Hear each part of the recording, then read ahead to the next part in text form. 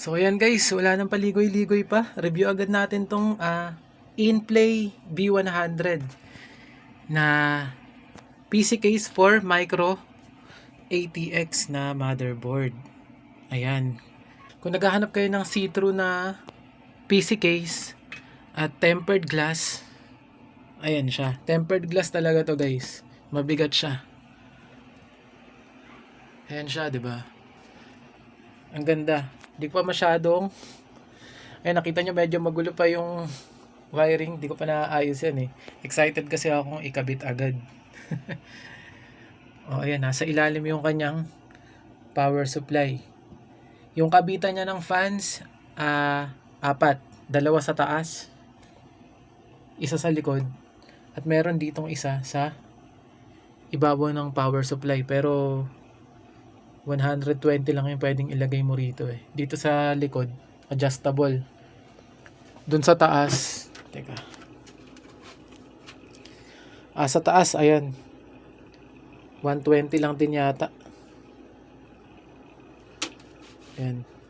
Magnetize lang tong ano nyo. Parang dust shield. Tapos, ito yung ano nya.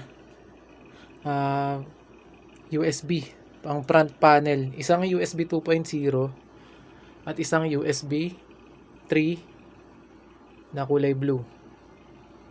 Yan, magkaiba yung connection yan.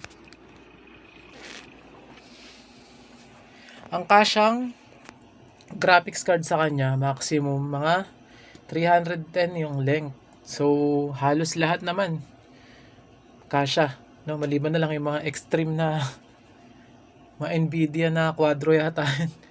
Or meron ako nakita eh, ang haba niya. Parang lalampas dito. Pero kung common naman na gaming yung ano mo, graphics card mo, ayan, kasya naman. Ang hard drive niya na pwede mong ilagay, dalawa lang. Isang 3.5 at saka isang 2.5. Nasa likod ng motherboard.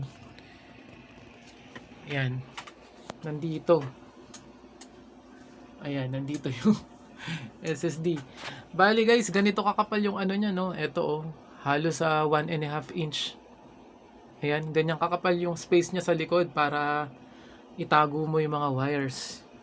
'Di ba? Masarap mag-cable management diyan. Tapos marami siyang lusutan ng mga wires. Ayan. 1, 2, 3. Meron din lusutan banda doon sa power supply. Dalawa. Isa doon malapit sa CPU, EPU. Yan. Try natin yung nakapatay ang ilaw. Try natin ilaw. Yan. Kasi pag nag-ano ako, gusto ko lights off eh. Pag nag-gaming, ayan. Ano ba kayo mag-isip? O, diba? Ang ganda naman eh, oh. Tapos magugulat pa kayo sa presyo niyan. Kasi 1,350 lang yan. Ngayon kung magsasama ka ng tatlong fans, magiging 1,800. Parang 150 isa ng fan. Kahit isang fan lang naman, okay na yun kung hindi ka naman overclocker. Hindi ka naman masyado nag-overclock ng graphics card at ng processor mo. Kahit isang fan na lang yan. Lalo na kung aircon naman yung room mo. Pero kung gusto mo talaga mailaw, edi lagyan mo ng apat. Yun, nagkataon lang kasi, kasama na yung mga fans nung binili ko to eh. Hindi ko kasi siya binili ng brand new. Use lang para mas mura. Ayan, kataon na kasama yung fan. Pero kung bibili ako ng brand new nito, kahit isang fan na lang bibilhin ko, or kahit hindi ko na samahan ng fan, bibili na lang ako ng branded na fan, okay na. Diba? Hindi na siya masama sa presyo niya. Ganda. So sa mga naghahanap dyan ng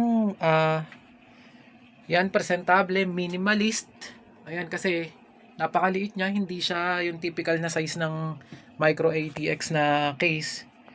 Yan, para siyang ano eh, no? Para siyang pang mini ITX din eh. Ayan. Actually, pwede naman pala mini ITX, micro ATX pwede. Ayan. Sa mga naghahanap ng minimalist na case, see-through, at saka affordable, Ayan, eto.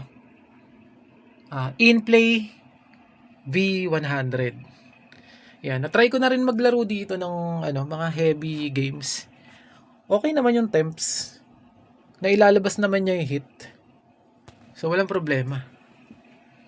Ayan, ulitin ko yung price 1,350 lang yan, pero pag may kasamang fan, depende sa dami, tataas din yung price. Lalagay ko na lang yung link ng Shopee kung gusto niyo mag-order. So yun lang guys. Thank you and see you on my next video.